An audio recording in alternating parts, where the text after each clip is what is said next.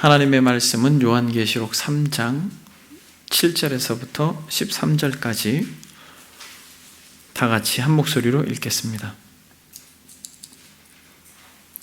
요한계시록 3장 7절에서부터 13절까지 읽겠습니다. 빌라델비아 교회의 사자에게 편지하라. 거룩하고 진실하사 다윗의 열쇠를 가지신 이 곧 열면 닫을 사람이 없고 닫으면 열 사람이 없는 그가 이르시되, 볼지어다 내가 내 앞에 열린 문을 두었으되 능히 닫을 사람이 없으리라. 내가 내 행위를 아노니 내가 작은 능력을 가지고도 내 말을 지키며 내 이름을 배반하지 아니하였도다. 보라, 사탄의 회당 곧 자칭 유대인이라 하나 그렇지 아니하고 거짓말하는 자들 중에 몇을 내게 주어 그들로 와서 내 발 앞에 절하게 하고 내가 너를 사랑하는 줄을 알게 하리라. 내가 나의 인내의 말씀을 지켰은즉 내가 또한 너를 지켜 시험의 때를 면하게 하리니 이는 장차 온 세상에 임하여 땅에 거하는 자들을 시험할 때라. 내가 속히 오리니 내가 가진 것을 굳게 잡아 아무도 내 면류관을 빼앗지 못하게 하라. 이기는 자는 내 하나님 성전의 기둥이 되게 하리니 그가 결코 다시 나가지 아니하리라. 내가 하나님의 이름과 하나님의 성 곧 하늘에서 내 하나님께로부터 내려오는 새 예루살렘의 이름과 나의 새 이름을 그 위에 기록하리라. 귀에 있는 자는 성령이 교회들에게 하시는 말씀을 들을지어다. 아멘. 오늘은 빌라델비아 교회에 대하여 여러분들과 말씀을 나누길 원합니다. 여러분, 빌라델비아 교회는 유일하게 칭찬만 받은 교회입니다. 저와 여러분들에게 그리스도께서 이러한 교회처럼 칭찬받는 그러한 성도들이 되기를 바랍니다. 지난 시간에 우리가 4대 교회를 살펴보았습니다. 살았다고 하는 이름이 있지만은 실상은 어떤 자였다고 말하였습니까? 죽은 자였다라고 말합니다. 그렇게 책망을 받은 교회였지만은 그 교회 안에 여전히 순결한 신부처럼 옷을 더럽히지 않는 적은 사람들이 있었습니다. 그들은 주님과 다니는 특권과 은혜의 말씀을, 주님과 더불어 함께 다닌다라고 하는 특권의 이 말씀, 이 은혜의 말씀을 받은 자들입니다. 그들은 이기는 자에게 신랑 되신 주님과 영생의 은혜를 누리는 자들이라고 하는데, 그것을 계시록 3장 5절 한번 같이 읽겠습니다. 이기는 자는 이와 같이 흰옷을 입을 것이요 내가 그 이름을 생명책에서 결코 지우지 아니하고 그 이름을 내 아버지 앞과 그의 천사들 앞에서 시인하리라. 여러분, 이것이 무엇을 상징적으로 말한다고 했습니까? 흰옷을 입고 증인들 앞에서 생명책에 기록한 것은 마치 거룩한 우리 주 예수 그리스도와 영광스러운 혼인잔치를 상징적으로 말씀하고, 순결한 신부와 같이 더럽히지 않는 인생, 흰옷을 입은 인생은 주와 더불어 영생할 줄 믿습니다. 사랑하는 여러분, 오늘은 빌라델비아 교회에 대해 생각해 보는데, 빌라델비아 교회가 있었던 그 지역, 빌라델비아 지역은 어떤 지역입니까? 소아시아 7교회 중에서 가장 역사가 짧은 도시이고, 특히 이 빌라델비아라고 하는 이 단어는 어떤 단어냐면 형제 사랑이라고 하는 단어입니다. 그러니까 버가모 왕가의 두 형제가 있었습니다. 그들이 이 도시를 건설했는데 로마 정부가 이 형제를 갈라놓으려고 했어요. 그래서 이간질을 시켰습니다만 동생이 형에게 끝까지 충성을 다함으로 필라델포스라고 하는 별명을 이 도시에게 허락한 것입니다. 그래서 그 도시의 이름이 빌라델비아가 된 것입니다. 근데 이 빌라델비아의 특징은 무엇이냐면 주후 17년에 4대 등 다른 도시와 마찬가지로 12개 도시가 그대로 지진으로 폐허가 되었는데 이 빌라델비아는 특히 심했다라는 것입니다. 그래서 여전히 황제의 호위로서 세금을 면제받으면서 무엇까지? 로마 정부로부터 지원금까지 받았던 도시가 바로 빌라델비아인데, 이 빌라델비아 도시의 관습 중 하나는 도시에 충성하고 공헌한 사람들의 이름을 그가 좋아하는 신전에다가 이름을 새기는 그러한 관습이 있었다고 합니다. 여러분, 병원에 가보면 어떤 병원이 있습니까? 그 병원이 건립될 때에 많은 어떤 섬김을 한 사람들의 이름을 한쪽 벽면에다가 기록해 놓는 그런 병원들을 본 적이 있습니까? 이와 마찬가지로 이 빌라델비아 이 도시에 공헌한 사람들의 이름을 자기가 좋아하는 신전 기둥에다가 이름을 새기는 그런 관습이 있었다고 하는데, 이런 어떤 지진이 심했고 이런 관습과 이 도시의 배경을 이해하는 것과 오늘 말씀과 접목이 되는 것을 보게 됩니다. 여러분 12절을 한번 보겠습니다. 12절 한번 같이 읽겠습니다. 시작. 이기는 자는 내 하나님의 성전의 기둥이 되게 하리니 그가 결코 다시 나가지 아니하리라. 내가 하나님의 이름과 하나님의 성 곧 하늘에서 내 하나님께로부터 내려오는 새 예루살렘의 이름과 나의 새 이름을 그의 위에 기록하리라. 여러분 보세요. 기둥이 되게 하리라 라고 약속합니다. 이기는 자에게. 그런데 이 기둥에다가 이름을 새겨주겠다라고 약속합니다. 근데 여러분 본문에 보게 되면 특징 한 가지가 있습니다. 기둥이 되게 하리라 라고 말하면서 그가 결코 다시 나가지 아니하리라 이렇게 이야기합니다. 여러분 나가지 아니하리라 라고 하는 게 무슨 말이에요? 기둥이 되게 하리라 라고까지는 우리가 이해가 됩니다. 영광스러운 하나님의 나라의 기둥이 된다라고 하는 것은 영원히 하나님의 나라에서 그 은혜를 누리게 할 것이다 라고 하는 것에 대한 약속이라면, 나가지 않게 하리라 라고 하는 것은 무엇이에요? 그 영광스러운 하나님의 나라에서 안전하게 거하고 은혜를 누리게 하리라 라고 하는 약속이겠죠. 근데 여러분 이것은 무엇과 연관되어 있습니까? 이 시대에 또 이 상황과 연결되어 있는 것입니다. 특히 빌라델비아 도시가 지진이라고 하는 무서운 환경을 경험했던 지역이기 때문에 나가지 않는다라고 하는 것은 굉장한 위로가 된다라는 것이에요. 이 지역의 사람들에게. 여러분, 우리나라의 이웃 나라가 지진이 자주 일어나는 나라가 있죠. 일본. 여러분, 일본은 지진이라고 하는 단어는 마치 무엇과 같이 생각하는 줄 아십니까? 지진. 일본에서 지진은 가족과 같은 단어랍니다. 이것은 일본 심리학자의 말입니다. 일본인들의 머릿속에 지진은 가족과 같은 단어라고 합니다. 이처럼 그들의 삶 속에서 아주 밀접하게 연관되어져 있는, 그래서 지진으로 농담을 하거나 이 지진이라는 단어를 가지고 함부로 이야기하면 일본 사람들한테는 굉장히 큰 신뢰라고 말합니다. 왜냐하면 그들은 지진으로 인하여서 정말 사랑하는 가족도 잃고 말할 수 없는 고통과 아픔을 겪기 때문에 그렇습니다. 우리나라도 얼마 전에 어디서 지진이 크게 한번 있었죠?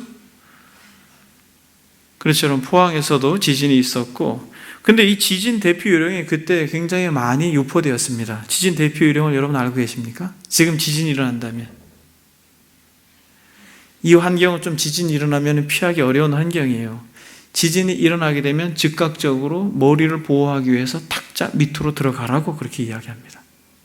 그러고 나서 조금만 상황이 진전이 된다고 싶으면 무엇을 확인하라고 합니까? 출구를 확인하라고 해요. 그리고 상황이 여유가 생기면 바로 나가라고 합니다. 그리고 가능한 한 엘리베이터를 타지 말고 계단으로 나가라고 이야기하죠. 정전이 되어서 엘리베이터 안에 갇힐 수 있기 때문에. 오늘 본문에 한번 보겠습니다. 이기는 자는 내 하나님 성전의 기둥이 되게 하리니 그가 결코 다시 나가지 아니하리라. 여러분, 이 일본 사람들한테는 이 지진이 났을 때 본능적으로 나가야 된다라고 하는 강박관념이 있는 것이에요. 아주 지진을 대비하여서 강력하게 어떤 기둥과 모든 것들을 설계했다 할지라도 여전히 그 건물 안에 있는 것은 두려움이요 고통인 것입니다.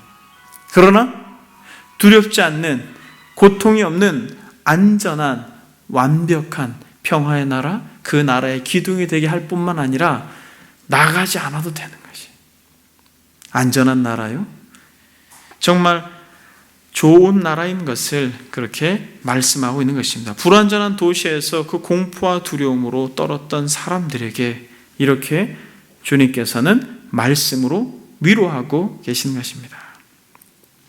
여러분, 이러한 배경 속에서 주님을 어떻게 묘사하고 있습니까?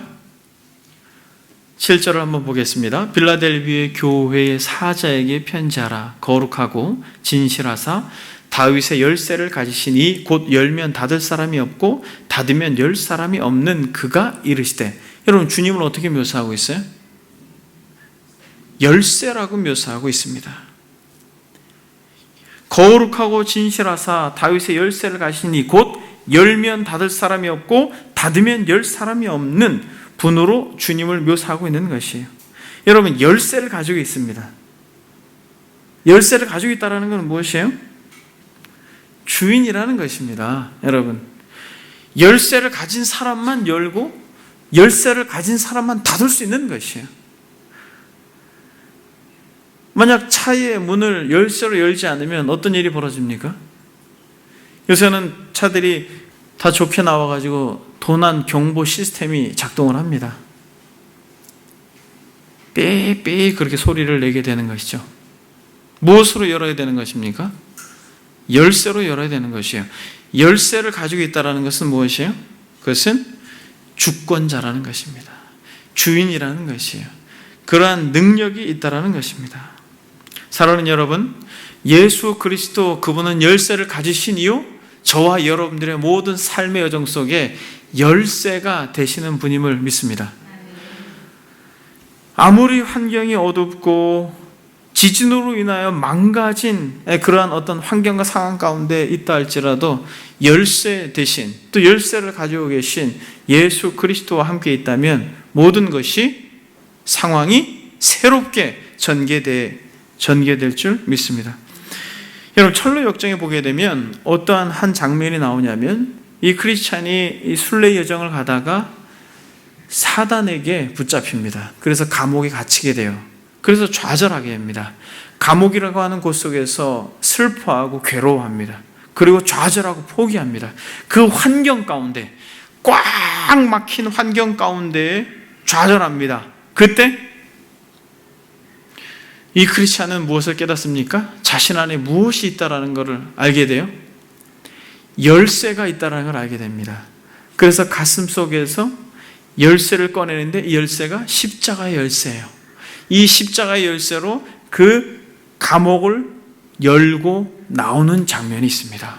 사랑하는 여러분, 저와 여러분들의 환경 가운데 어떠한 사단의 도전이든 어떠한 환경의 어려움이든 그것에 좌절하지 말고 포기하지 말고 여러분들 안에 있는 예수 그리스도를 믿는 믿음의 열쇠를 가지고 모든 상황을 열고 나올 수 있는 용기와 능력이 여러분들에게 주어지길 소망합니다.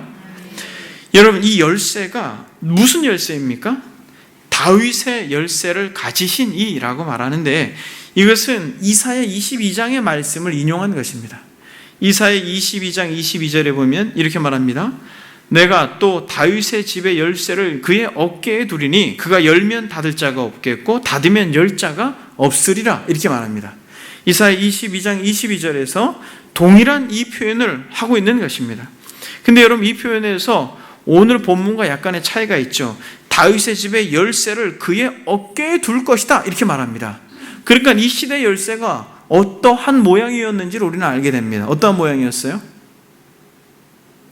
열쇠가 어깨에 둔다라고 하는 것은 좀 큰 것이겠죠. 그리고 굽어졌겠죠. 그래서 열쇠를 어디에 둔다라는 것이에요? 어깨에 둔다라는 것입니다. 여러분, 어깨는 뭘 의미합니까?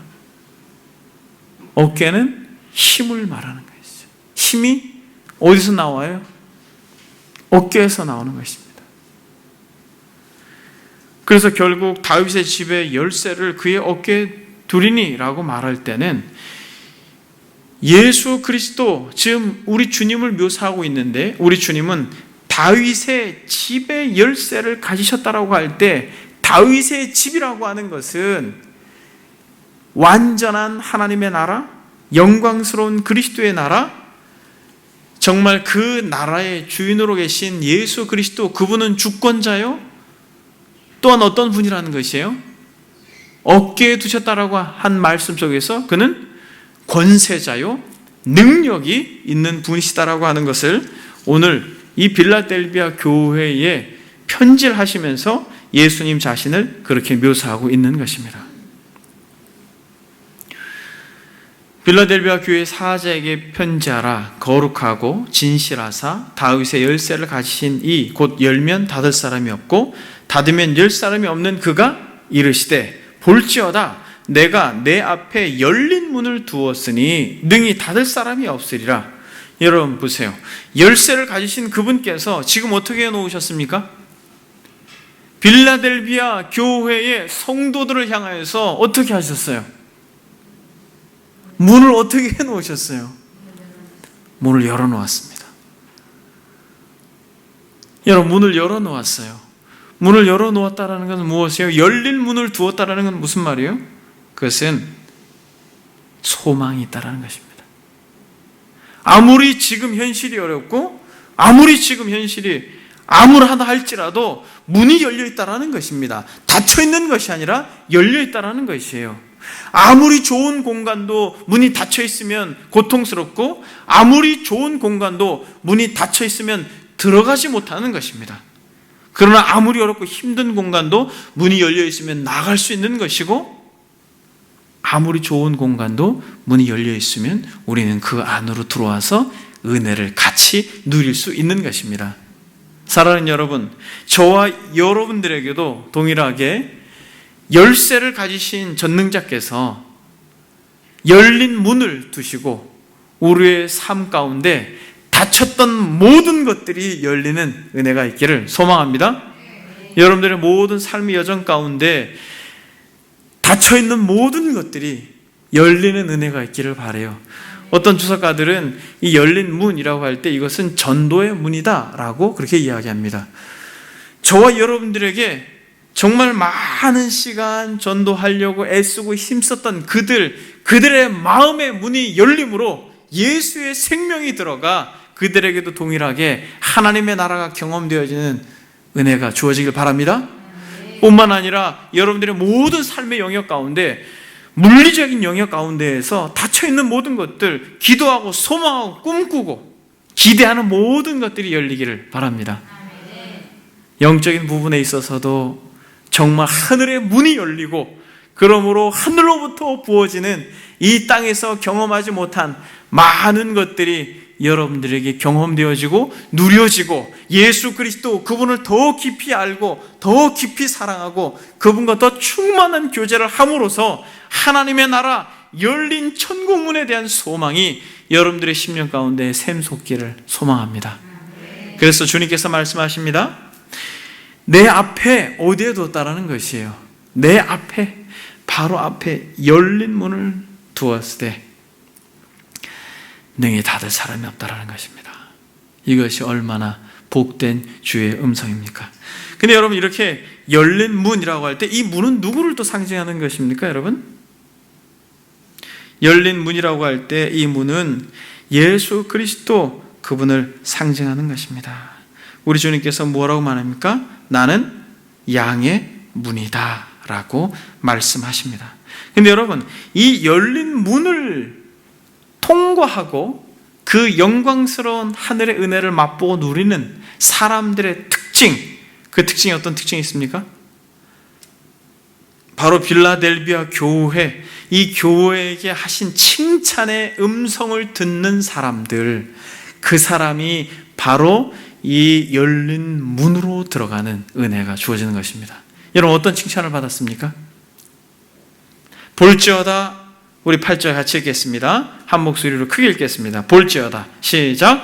볼지어다 내가 내 앞에 열린 문을 두었으되 능히 닫을 사람이 없으리라. 내가 내 행위를 아노니 내가 작은 능력을 가지고서도 내 말을 지키며 내 이름을 배반하지 아니하였도다. 아멘. 여러분 지금 이 서머나 교회와 같이 칭찬만 받은 이 빌라델비아 교회에게 열린 문을 두신 이 다윗의 열쇠를 가지고 계신 예수 그리스도의 칭찬이 무엇입니까?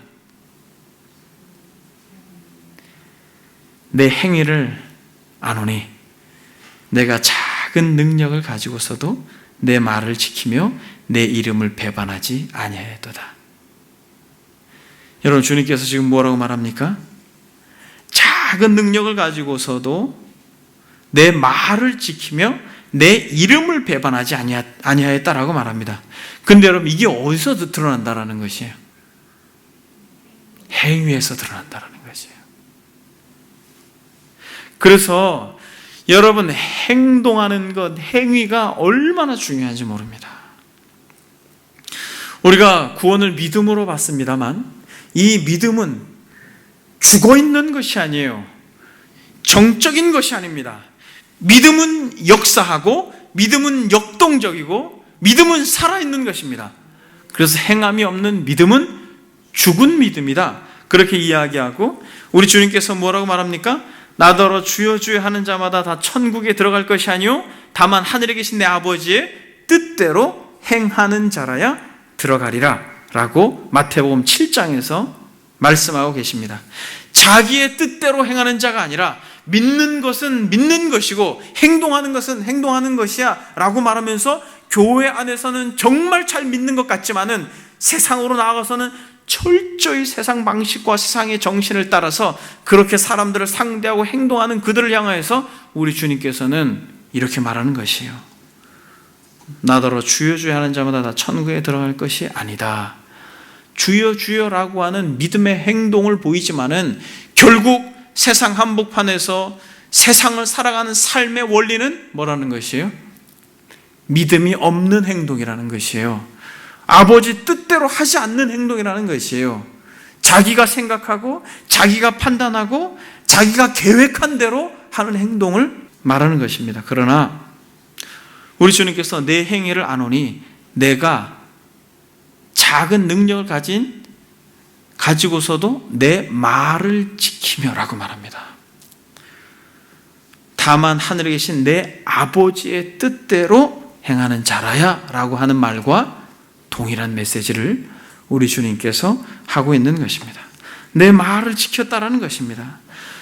마태복음 7장 24절에 누구든지 나의 이 말을 듣고 행하는 자는 그 집을 반석 위에 지은 지혜로운 사람 같으리니 라고 말하고 있는 것입니다. 그러니까 여러분, 우리가 행동을 하는 데 있어서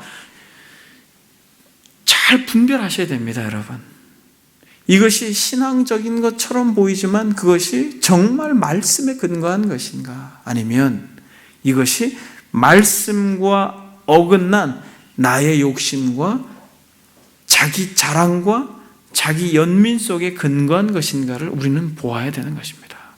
그래서 누구든지 나 이 말을 듣고 행하는 자라고 이야기합니다. 하나님의 말씀에 근거한 삶, 하나님의 말씀에 근거한 행동, 이것을 이야기하는 것입니다. 저와 여러분들의 삶의 태도를 우리는 돌아봐야 될 것입니다. 그래서 이 말씀을 따라 행하는 삶이 있을 때 그는 궁극적으로 또 다른 열매를 맺게 되는데, 어떤 열매를 맺는다는 것이에요? 오늘 본문에 보니까 내가 작은 능력을 가지고서도 내 말을 지키며 내 이름을 배반하지 아니하였도다. 다시 말하면 하나님의 말씀을 듣고 그 말씀대로 준행한 인생들의 또 다른 삶의 태도는 뭐냐면 배반하지 않는다라는 것이에요. 내 이름을 배반하지 않는다라는 것입니다. 주님의 음성을 듣고 따르는 사람들은 배반의 유혹을 견딜 수 있다라는 것이에요. 끊임없이 세상은 유혹하고 끊임없이 세상은 배반할 것을 요청합니다만, 주님의 말씀을 듣고 그 말씀을 따라 준행하는 자들은 배반하지 않는다라는 것이에요. 여러분, 배반은 언제 합니까? 여러분, 배반은 언제요? 배반, 배신, 여러분 이건 언제예요?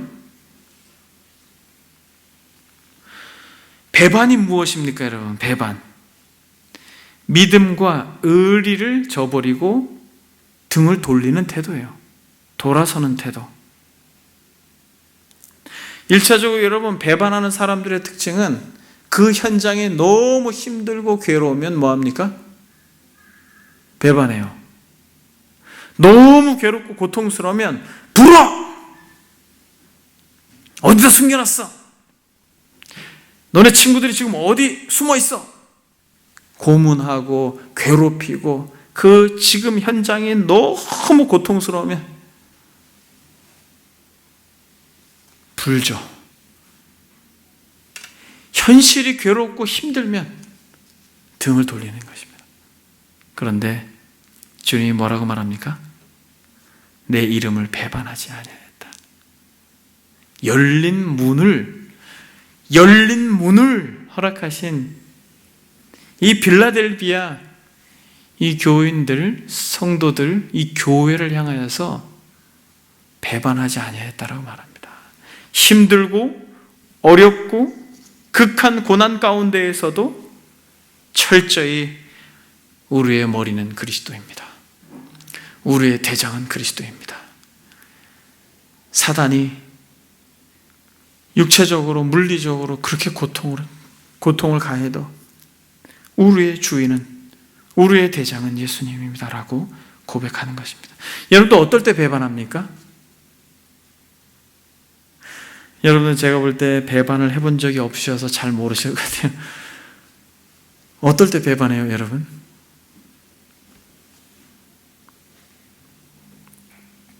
자기의 개인적인 욕심에 눈이 멀어버리면 배반합니다.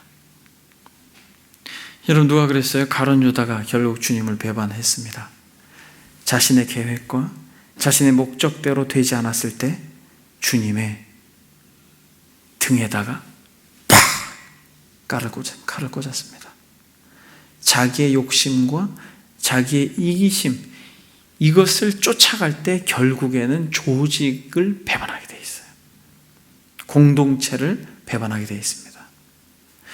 정말 대의 공동체, 즉 하나님과 그의 나라를 위해서 마치 순국의 열사들처럼 그 나라를 위해서 목숨을 바치는 사람들과 다르게 자신의 사리 사욕을 위해서 간에 붙었다가 쓸개에 붙었다가 하는 사람들처럼 자신에게 손해가 오게 되면, 자신에게 불이익이 조금이라도 생겨버리면 바로 그냥 갈아타 버리는 것이 배반이에요.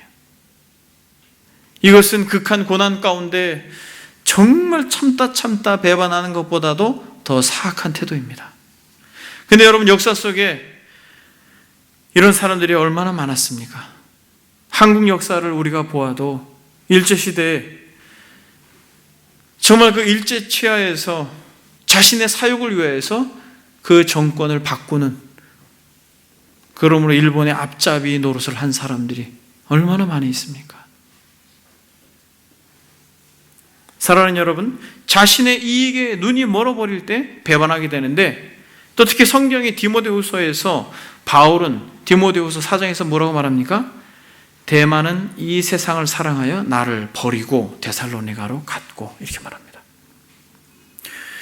여러분, 대만은 정말 바울과 같이 복음을 위하여서 하나님의 나라에 충성되었던 인물입니다. 그러나 결국에는 세상을 사랑하여 누구를 버리고?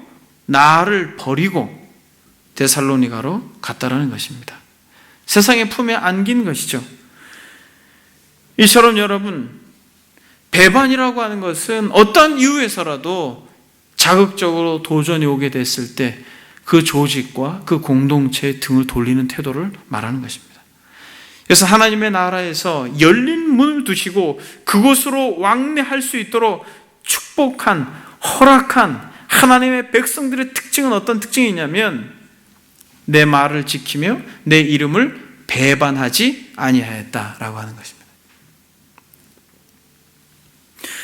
여러분, 그럼 이 빌라델비아에 정말 이렇게 성도들이 끝까지 주님을 배반하지 않고 말씀을 지켰던 그런 이 상황 가운데 어떠한 도전들이 있었는지, 어떤 유혹들이 있었는지 우리는 보게 됩니다. 여러분, 어떠한 도전들이 있어요? 9절 보니까 보라, 사탄의 회당 곧 자칭 유대인이라 하나 그렇지 아니하고 거짓말하는 자들 중에서 이렇게 이야기합니다. 그러니까 여전히 이 빌라델비아 안에도 유대인들이 있었고 이방인들이 있었고 로마 사람들이 있었고 로마 정부가 있었고 이방 신전이 있었고 또 상업 조합들이 있었고 황제 숭배를 하지 않고 그 조합에 들지 않으면 물리적인 고통과 말할 수 없는 핍박과 아픔들이 있었던 땅인 것이 분명한 것입니다. 사단의 회가 있었다고 말합니다. 여러분, 이러한 유혹 가운데 정말 끝까지 말씀을 지키고 배신하지 않고 견디는 태도를 한 단어로 뭐라고 말할 수 있습니까? 한 단어로 인내라고 말할 수 있습니다. 인내. 그래서 10절에 보니까 같이 한번 읽겠습니다. 내가 나의 인내의 말씀을 지켰은즉 내가 또한 너를 지켜 시험의 때를 면하게 하리니 이는 장차 온 세상에 임하여 땅에 거하는 자들을 시험할 때라 라고 말하고 있습니다.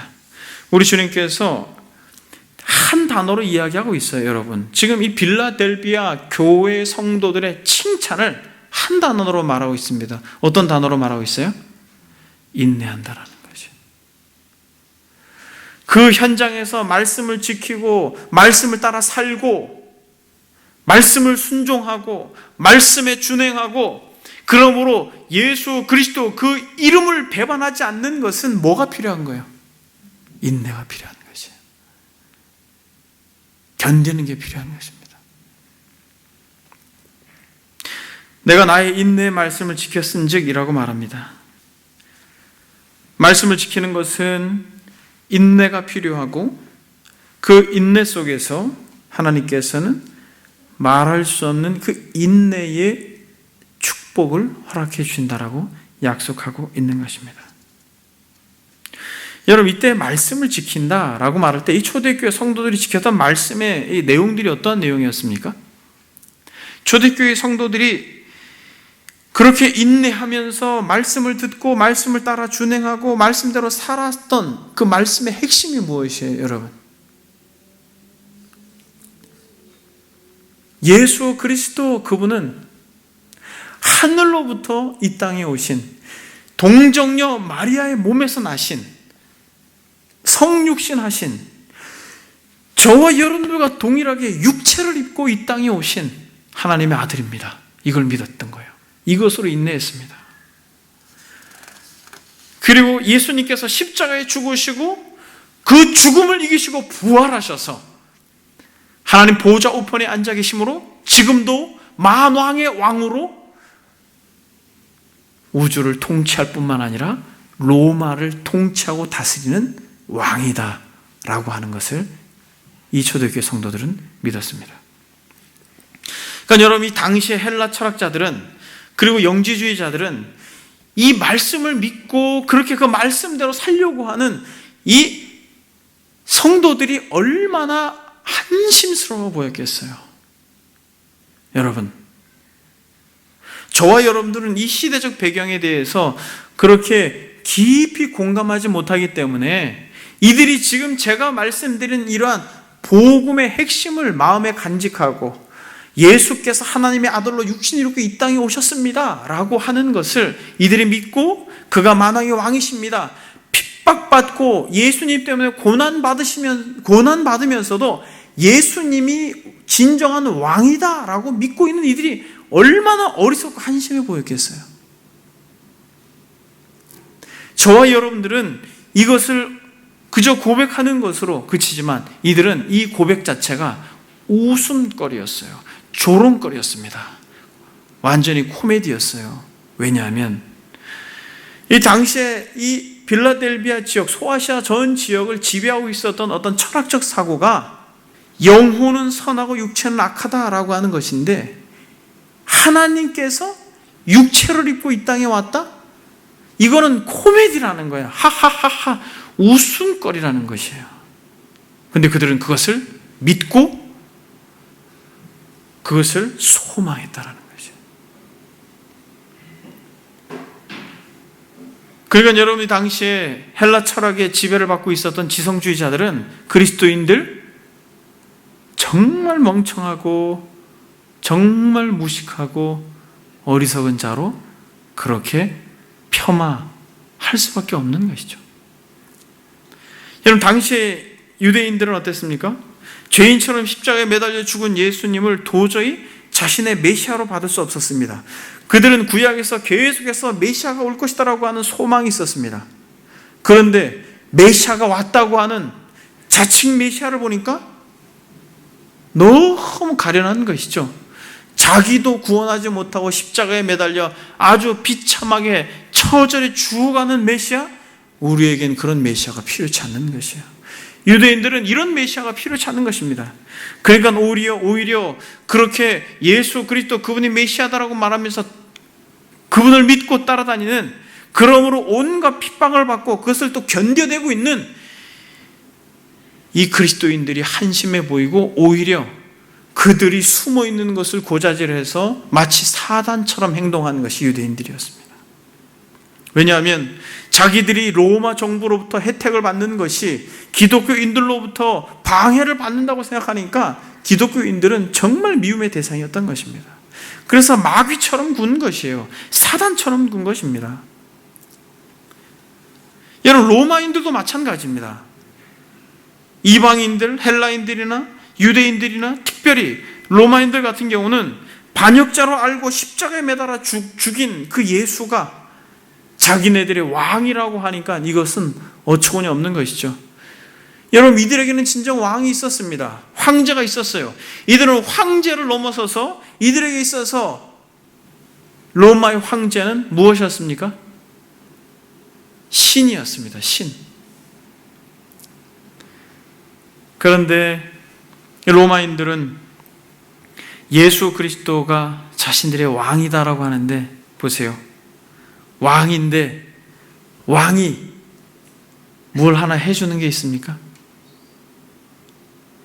그렇게 고난받고 고통받을 때 그런 상인 조합에 들어가지 못해서 제대로 매매도 못하고 먹는 것 때문에 근심하고 고통하고 그것을 일어나여 괴로워할 때 왕이, 임금이 해준 게 무엇이 있어요? 하나도 없는 것입니다. 여러분, 이런 이 헬라인들이나 유대인들이나 로마인들이 봤을 때 너무나도 불쌍하고 가련하고 멍청하고 어리석은 자들인 것이죠. 그런데 예수님이 나의 죄를 위해 육신 입고 죽으셨고 부활하셨고 살아계셔서 만왕의 왕이시고 그가 다시 오신다라고 하니, 그러면서 그 현재의 고통과 고난을 견딘다고 하니 유대인들에게는 거리끼는 것이었고 이방인들에게는 미련한 것이었습니다. 그러나 오직 부르심을 받은 자들에게는 유대인이나 헬라인이나 그리스도는 하나님의 능력이요 하나님의 지혜가 되는 것입니다. 여러분, 이것을 바울이 정확하게 고린도 전서 1장에서 말합니다. 유대인에게는 거리끼는 것이요 이방인에게는 미련한 것이로되 오직 부르심을 받은 자들에게는 유대인이나 헬라인이나 우리 주 예수 그리스도 그분은 하나님의 능력이요 하나님의 지혜니라. 아멘. 저와 여러분들에게 그리스도는 하나님의 능력이요 하나님의 지혜가 됨을 믿습니다. 여러분, 이러한 사회적 분위기 속에서 빌라델비아 교인들은 어떻게 했어요? 오늘 본문이 그대로 표현하고 있습니다. 작았습니다. 작은 능력이라고 말하죠. 보잘것없었습니다. 아주 볼품 없었어요. 유대인들이나 로마인들이나 헬라인들이 볼 때 정말 작은 자들, 우리가 불렀던 이 찬송과 찬양처럼 정말 작은 자들, 아무것도 아닌 자들. 여러분, 이들이 작은 능력으로 한 게 무엇이에요, 여러분? 여러분, 이 빌라델비아 이 교인이, 이 교회가 이 작은 능력으로 한 게 무엇입니까? 여러분, 이들이 작은 능력으로 한 게 무엇이에요? 유대인들이나 헬라인들이나 로마인들이, 이 이방인들이 무시하고 멸시하고 천히 여기는 그 말씀이 참이다 라고 하는 것을 지킨 것밖에 없어요. 사랑하는 여러분, 이들이 이 사회적 구조 속에서, 이 구조적 악 속에서 이들이 할 수 있는 건 하나도 없었습니다. 여러분, 우상을 섬기는 신전을 부술 수도 없었고 황제에게 도전할 수도 없었어요. 그저 조롱거리요, 비웃음거리요, 웃음거리요, 아무것도 아닌 그저 손가락질을 당하고 세상의 그 골리앗과 같이 거대한 세상 앞에서 그렇게 아주 작은 자로 그냥 있는 것밖에 없었어요. 할 수 있는 것은 하나도 없었습니다. 그래서 뭐라고 말합니까? 버티는 것밖에는 없었던 것입니다. 인내하고 버티고 또 버티고 비웃음을 참고 이것밖에 없었어요. 대단히 무언가를 한 게 아닙니다. 그런데 여러분, 놀라운 것은 내가 작은 능력을 가지고서도 내 말을 지키며 내 이름을 배반하지 아니하였도다. 내가 작은 능력을 가지고서도 내 말을 지키며 내 이름을 배반하지 아니하였다.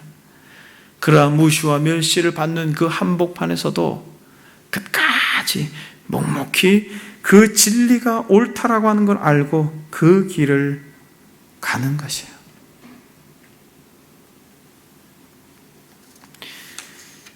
여러분, 크고 화려함에 주님의 칭찬이 있는 것이 아닙니다. 여러분, 교회도 많은 목사님들이 공통적으로 말씀하는 게 뭔지 아세요? 어떤 성도가 정말 칭찬하고 싶은 성도인가? 여러분, 어떤 성도 같아요? 버티는 성도입니다. 여러분, 버티는 성도예요. 여러분, 버틴다, 인내한다, 참는다, 그건 무슨 말이에요, 여러분? 변하지 않는다라는 것이에요. 변하지 않는 것입니다. 조금 기분이 상한다고 파를 하고 안 가! 이러고 안 해! 이러고 그러면 여러분, 그것은 이 빌라델비아 교회 이 성도들의 모습과는 거리가 상당히 먼 것이에요.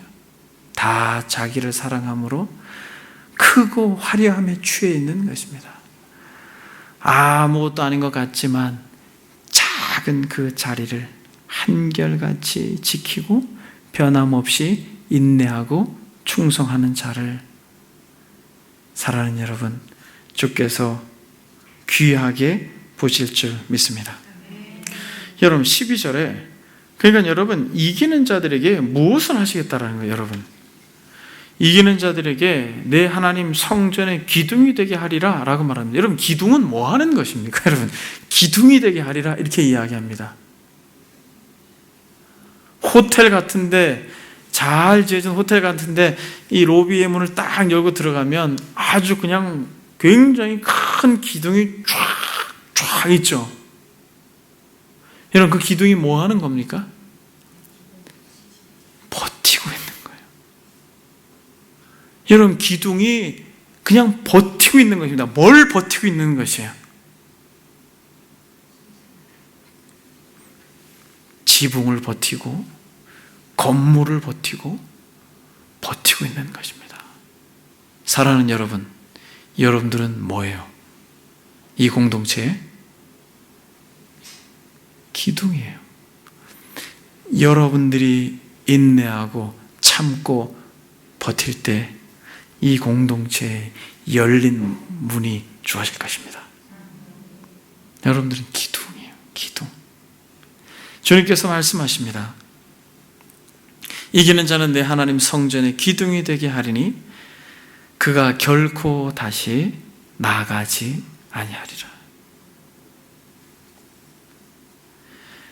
인내하고 버티고 또 버티고 견딘 이들 때문에 기독교 역사가 멈추지 않은 것입니다.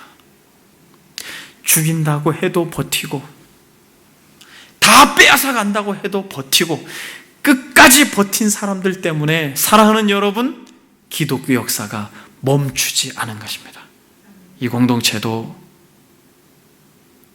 사탄의 도전 가운데 여러분들의 삶이 때로는 큰 어려움과 환난 가운데 있다 할지라도 버티는 자들 때문에 이 공동체가 결국 하나님의 영광스러운 도구로 아름답게 세워질 줄 믿습니다. 여러분, 무슨 대단한 것을 하는 것이 아니라 끝까지 지진과 같은 어떤 무질서와 혼돈 가운데 버티는 것이 신앙인 것이에요. 주님을 위해 인내하는 이들에게 오히려 하나님은 무엇을 약속하십니까? 여러분 10절에 보게 되면 하나님께서 버티는 인생들, 정말 인내해서 하나님의 말씀을 지키는 자들에게 무엇을 약속하셨어요? 10절 같이 읽겠습니다. 내가 나의 인내의 말씀을 지켰은즉 내가 또한 너를 지켜 시험의 때를 면하게 하리니. 무슨 말이에요, 여러분? 누가 지킨다는 거예요? 누가 지킨다라고 말합니까? 저와 여러분들이 지키는 게 아니에요.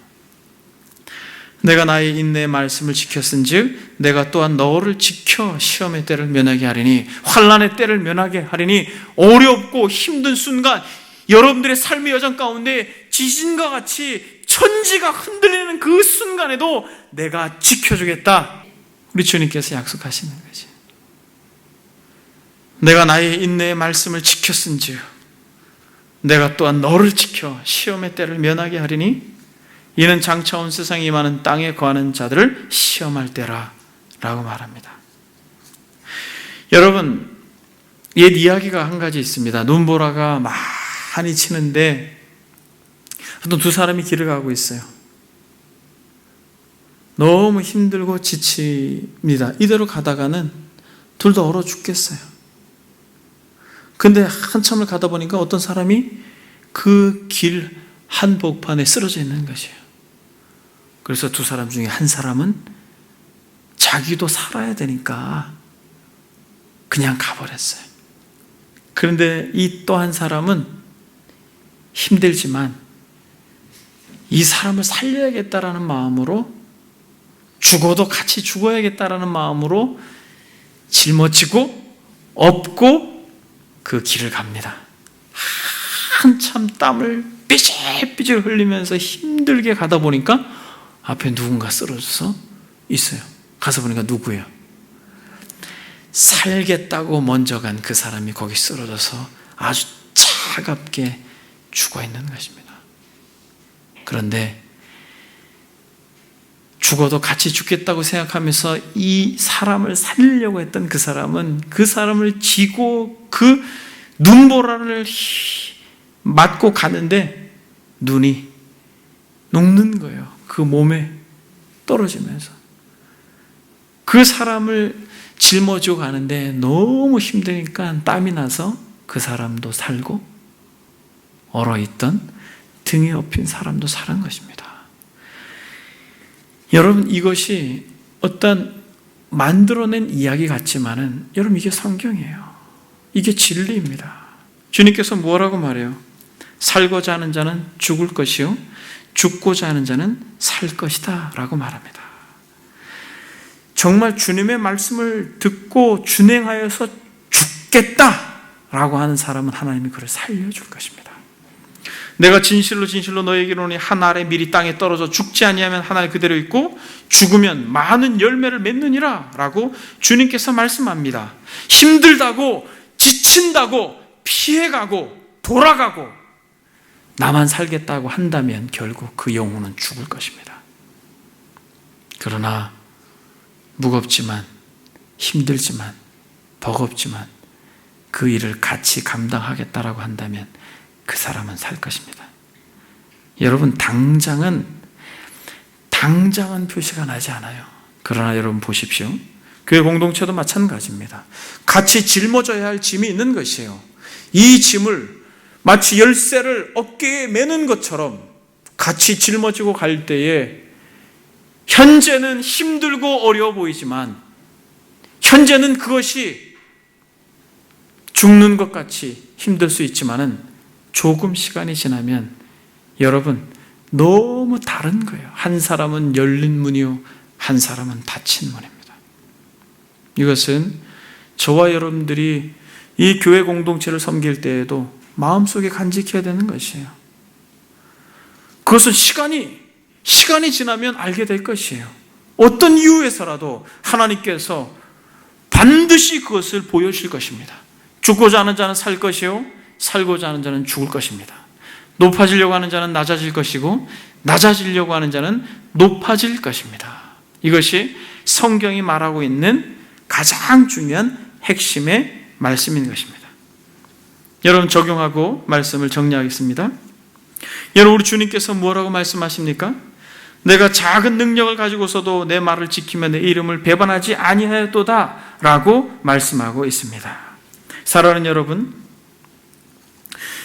여러분들이 지금 지치고 말씀을 준행하는 데 힘들고 어렵고 괴롭다라고 생각합니까? 여러분, 힘들다고 생각합니까? 그래도 여러분들이 조금만 버티고 그 현장에 있게 되면 놀라운 것은 하나님께서 여러분들을 지켜주는 은혜가 부어질 줄 믿습니다. 힘들다고 포기하고 멈추지 마시고 하나님의 말씀을 듣고 준행하고 그 말씀 따라 살려고 할 때 세상의 정신과 역행하고 세상의 가치와 거꾸로 가고 하나님께서 원하시는 하나님의 나라의 원리와 방식대로 여러분들이 살아가려고 할 때, 세상은 속이라고 말하지만 여러분들이 정직하게 살아갈 때 하나님께서 여러분들을 지켜주시는 은혜가 있을 것이에요. 사람들 앞에 너가 나를 시인했지? 그렇다면 나도 너를 하나님 앞에서 인정해 줄게 라고 말씀하고 있는 것입니다. 그래서 여러분, 아주 오래된 찬양인데, 여러분, 이런 찬양이 있습니다. 모래 위의 발자국입니다. 지난 꿈속에 나는 주님과 모래 위를 거닐고 있었죠. 주님과 함께 걷는 마음은 너무나 행복했어요. 그러나 문득 나의 두 눈에 이상한 것이 보였던 거예요. 나의 영혼이 가장 아플 때, 나의 영혼이 가장 힘들고 괴로울 때 발자국은 한 사람 것이었어요. 나를 떠나지 않겠다고 하시던 주님이 나를 잊으시다니 너무 괴롭고 의아한 마음에 이렇게 원망했네. 오 주님, 주님께서는 내가 너와 함께 하리니 너는 정녕 나를 따르라고 말씀하셨잖아요. 근데 여러분, 주님이 뭐라고 답합니까? 오 사랑하는 나의 아들아, 내가 왜 너를 버리겠느냐? 내가 보았던 그 발자국은 너를 업은 나의 것이었노라. 사랑하는 여러분, 조금만 더 버티십시오. 그러면 알게 될 거예요. 여러분들이 조금만 인내하십시오. 그러면 알게 될 것이에요. 무엇을? 여러분들이 주님의 등에 업혀 있다라는 것을. 야고보서 5장 11절에 야고보 사도가 이렇게 말합니다. 보라, 인내하는 자를 우리가 복되다 하나니 너희가 욥의 인내를 들었고 주께서 주신 결말을 보았거니와 주는 가장 자비하시고 긍휼히 여기시는 이시라. 보라, 인내하는 자를 우리가 복되다 하나니. 보라, 인내하는 자를 우리가 복되다 하나니. 계시록에서는 뭐라고 말합니까? 여러분, 계시록 한번 찾아보겠습니다. 본문이기 때문에 14장 12절. 성도들의 인내가 여기 있나니 그들은 하나님의 계명과 예수에 대한 믿음을 지키는 자니라. 빌라델비아 교회의 성도들을 말하는 것이죠. 또 내가 들으니 하늘에서 음성이 나서 이르되 기록하라. 지금 이후로 주 안에서 죽는 자들은 복이 있도다. 주 안에서 죽는 자들은 복이 있도다. 얼마나 감미로운 음성입니까? 하시니 성령이 이르시되 아멘 그러하다. 그들이 수고를 그치고 쉬리니 이는 그들이 행한 일이 따름이라. 여러분들이 이런 음성을 들을 수 있길 바랍니다. 인내하고 주님 때문에 참고 주님 때문에 견디고 그 짊어져야 할 짐을 너만 져라 하지 말고 같이 짊어지고, 그러면서 그렇게 인내의 여정을 걸어갈 때 우리 주님이 그렇게 말씀하시는 것이에요. 성도들의 인내가 여기 있나니 그들은 하나님의 계명과 예수에 대한 믿음을 지키는 자니라. 내가 듣니 하늘에서 음성이 나서 이르되 기록하라. 지금 이후로 기록하라. 지금 이후로 주 안에서 죽는 자들은 복되도다. 아멘. 여러분 한번 따라해 볼까요? 주 안에서 죽는 자들은 복되도다. 아멘. 성령께서 그렇게 말합니다. 그렇다. 그들이 수고를 그치고 쉬리니 이는 그들의 행한 일이 따름이라. 그들이 행한 일이 따름이라. 그들이 행한 대로 영원토록 영생하리라 라고 약속하고 있습니다. 여러분, 살고자 하는 자가 죽을 것이요 죽고자 하는 자가 살 것입니다. 끝까지 그리스도로 인하여서 인내하고, 작은 힘이지만 그저 버티는 것밖에 할 수 없지만은 그것을 하는 이에게 하나님께서 영광스러운 그 나라와 칭찬과 열린 문을 두셨다라고 하는 것, 그것을 여러분들이 마음속에 간직하고, 내가 내 행위를 아노니 내가 작은 능력을 가지고서도 내 말을 지키며 내 이름을 배반하지 아니하였도다. 적은 능력으로 끝까지 주님을 배반하지 않는 저와 여러분들이 되기를 주의 이름으로 소망합니다. 여러분, 이 시간 다 같이 기도하겠습니다.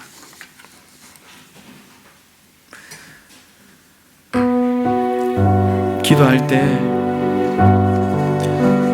여러분, 정말 하나님 앞에 주의 계명대로, 주의 말씀대로 내가 행하는가, 아니면 겉으로는 굉장히 잘 믿는 것 같고 직분을 가지고 있지만 세상에서는 여전히 이기적인 욕심과 자기 사랑에 매여서 혈기를 부리고 그렇게 하나님의 마음을 아프게 하는가. 여러분, 그것은 결국 열처녀의 비유 속에서 마지막 때에 구별된 것처럼 여러분, 마지막에 구별되어지는 것이에요. 하기에 주님, 이 빌라델비아 교회에게 칭찬하셨던 것처럼 주님, 내게도 이러한 칭찬을 들을 수 있도록 주께서 은혜를 베풀어 주옵소서. 이 시간 다 같이 들은 말씀 생각하면서 주님, 적은 능력으로 말씀을 지키고 끝까지 배반하지 아니었던 이 빌라델비아 교인과 같이 우리에게도 이러한 믿음을 주십시오. 다 같이 하나님 앞에 기도하겠습니다. 기도합니다.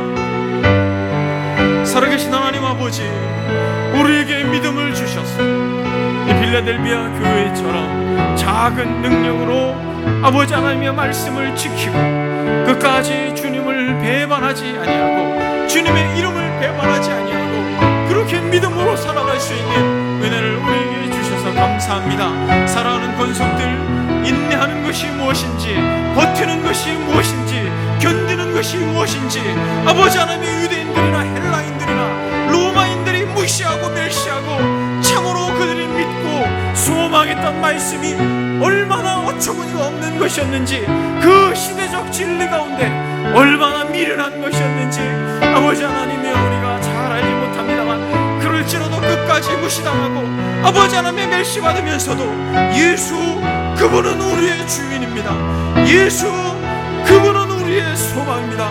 예수 그분은 우리의 생명입니다. 예수 그분은 우리의 전부입니다. 끝까지 이 믿음을 지켰던 우리의 믿음의 선배들을 따라 아버지 하나님이여, 사랑하는 권속들 믿음으로 승리할 수 있도록 성령께서 역사해 주옵소서. 아버지 하나님이여, 하나님의 성령의 능력이 사랑하는 권속들 아버지 하나님의 소아시아 7교회를 살펴보면서 아버지 주께서 우리에게 차곡차곡 또 아버지 주께서 말씀하실 때 우리가 이 말씀을 그냥 듣고 흘려버리지 않도록 아버지의 말씀을 우리의 마음속에 새기고 돌아볼 수 있도록 성령이여 조명해 주십시오. 그저 아버지 하나님의 말씀을 잘 전하고 아버지 말씀을 잘 듣는 것에서 그치지 않고 이 말씀이 진정 우리의 마음을 여는 열쇠가 되게 해주시고 우리의 마음속에 너무나도 종교에 매여있는 그런 아버지 하나님의 어두운 심령 가운데 주님께서 조명하여 주셔서 얼마나 우리가 믿는 것과 행하는 것이 구별되어지고 믿는 것과 태도가 정말 괴리되어지고 우리가 상상할 수 없을 정도로 소스라칠 정도로 얼마나 믿는 것과 우리의 삶이 이원화되어져 있는지 이 영지주의자들이 말하고 있는 것처럼 영혼에 대한 가치와 또 영적인 것에 대한 생각이 많이 있지만 우리의 삶의 현장이 얼마나 괴리가 되는지 주여 우리에게 깨달음을 주십시오. 아버지 하나님이여, 우리에게 말씀하실 때 우리가 깨달을 수 있도록 주님 들을 귀를 주십시오. 돌이킬 수 있도록 도와주십시오.